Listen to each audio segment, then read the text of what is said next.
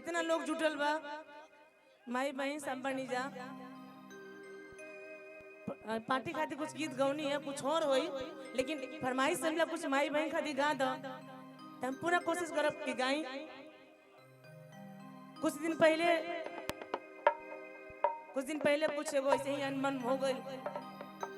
ओकरा के देखा लोग लेके मुद्दा बनावता बिना मतलब के, जबकि हम कुछ ना डलनी ना कुछ लाई बनी ना कुछ कहनी, फिर भी लोग एगो तो ऐसा प्रोग्राम देखनी हम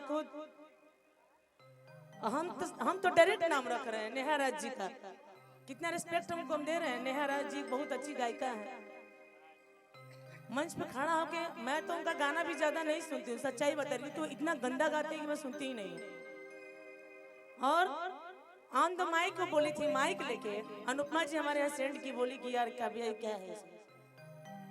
उन्होंने ऑन द माइक बोला था कि प्रदुमन भैया गलत वर्णन था, तो हर गाड़ी में दम ना कि माइक में बोला। हाँ, एक तुम महिला हो कि तुम महिला को इतना गंदा सब तुम प्रयोग कर रही हो, ऑन द माइक कर रही हो। वो कहावत सुन ला मैंने नाम माँ, सौ मुस खाए के बिलाल भली भगते, जेकरा हमारा बैकग्राउंड नहीं के पता ना, झूठे हल्ला मत मचा। हम पारिवारिक लेके हैं, एगो यादव खानदान से बिलोंग करनी, हमार परिवार बा, अब बहुत अच्छा परिवार बा, 76 वाला हमारा नाम नहीं है, हमारे नाम के मुद्दा मत बनाई जा आप लोग से निहोरा करते जी। अम्मा दादी जी को पूछ रही है कंबल बटेगा ना, मिली, दादी जी को कंबल दे दीजिएगा स्पेशल। हाँ बटेगा, अम्मा बैठिए। हमने के खानदान में लेके गाँव दमाई कुछ बोला, आपने तो जिस भाषा का प्रयोग किया, मैं तो आपको जानती भी नहीं ना, मैं आपसे सामने मिली हूँ ना, मैं आपके साथ कभी गाई हूँ, लेकिन आपने माइक में बोल दिया इतना गंदा वर्ड। शायद बिलोंग करती हैं आप उसी खानदान से जो आप वर्ड को आपने यूज किया। हाय भैया, बाकी हम कोनो कलाकार से कोनो दुश्मनी कोनो सिकवा नहीं के, केहू डांट देला तो सुन लेनी, लेकिन 76 तो का कर ले 71 हमारा के बोलत है। आई भैया का सुनना चाहते नहीं अम्मा, कुछ बोली? झूमर सुनो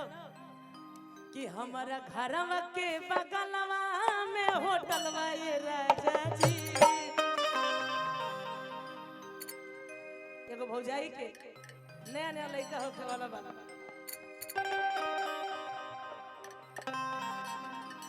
सुनाई नहीं दे रहा है क्या? कुछ बोल रहे, मैसेज कर दीजिए पंडित जी। अच्छा नहीं वो लोग मुझे रिस्पेक्ट दिए, उन्होंने मुझे फोन करके समझाया, हेमा दीदी भी मुझे बहुत अच्छे से समझाई, अनुपमा जी समझाई मुझे, जो बड़े लोग मेरे से समझाएंगे मुझे अच्छा लगेगा। अब ऑन द माइक तो इतना गंदा वर्ड के प्रयोग करबो तो हमारे लड़े को एकदम बढ़िया से लड़ ले, ये सब वर्ड यूज मत करो, अच्छा लगेगा।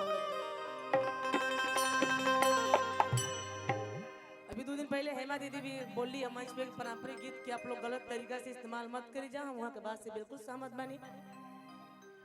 आई कि हमारा घरवा के बगलवा में होटल, उन्होंने एक बात ये भी बोला था कि हर कलाकार का एक अपना अपना अंदाज होता है, तो हमारा जो ना होता तुंगा होता है। एक जनी बिना मतलब के भीड़ गली कि तू ये गईबू करो के तो मांग कर लगे कुछ हो जाए, लेकिन ना भाई ठीक भाई कि हमारा मोहन करे खाए के, तो हमारा मोहन करे खाए के, चाट छोलवाए राजा जी, हमारा मोहन करे खाए के, चाट छोलवाए राजा जी।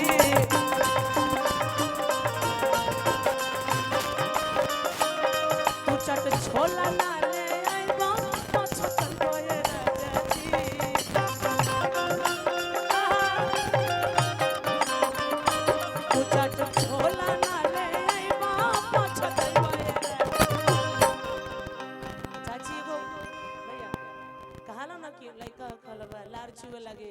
लड़चुआ ना हो जाए,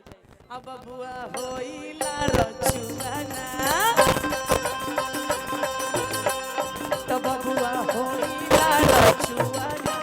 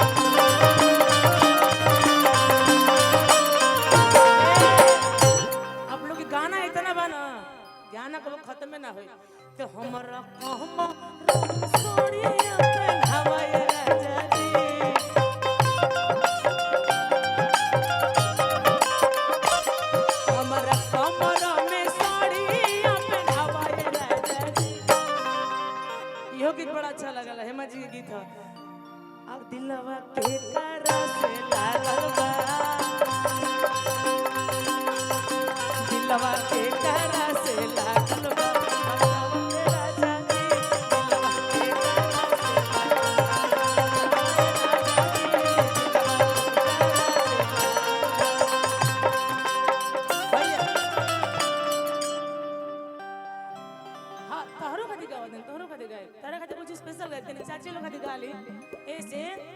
एगोरी गीत आई रहे जानत नहीं आप वाला लोग गीत रहे कि पीपरा के पात पर पुलहिया डोले रे नाना दी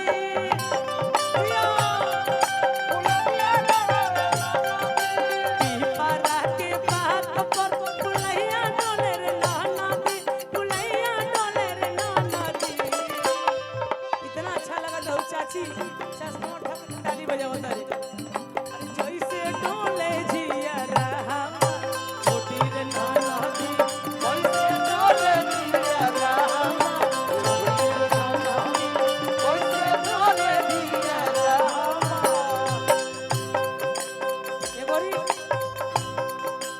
नाक के नथियावा भल तेज दे बोरे नाना दी नाक के नथियावा नाक के नथियावा भल तेज दे बोरे नाना दी पातर पियावा पे जलो नाच छोटी रे नाना पातर पियावा पे जलो नाच छोटी रे नाना पातर पियावा पे जलो नाच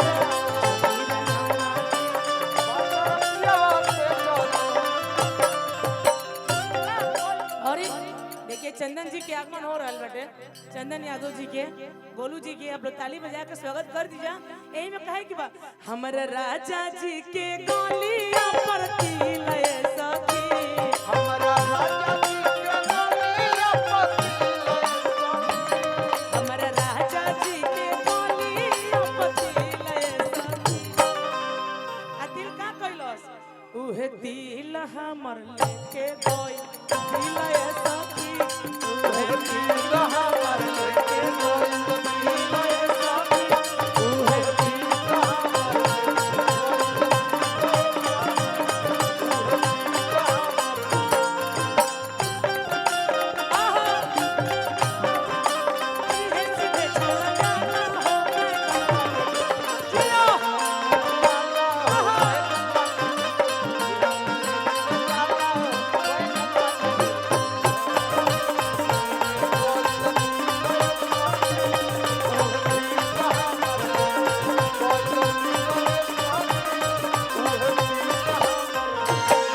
चंदन यादव जी के आगमन हो गए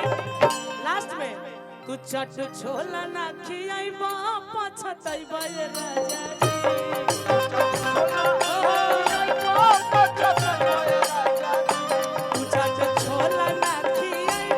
पछतई बे राजा चाची लोग खाती गीत रहला स्पेशल अरे बबुआ होई ला रचुआना बबुआ होई ला रचुआना मिलाई पाए राजा बबुआ होई ला रचुआना मिलाई पाए राजा बबुआ होई ला रचुआना बबुआ होई ला रचुआना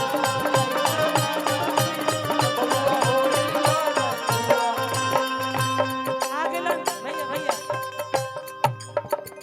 शेरे बिहार दोनों जना लोग आगे ले जा हेलो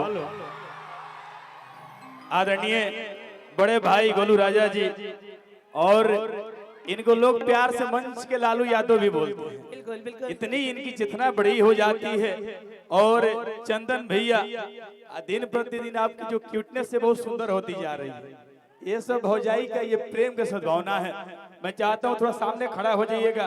आदरणीय चंदन भैया मैं चाहता हूँ थोड़ा सामने आ जाएंगे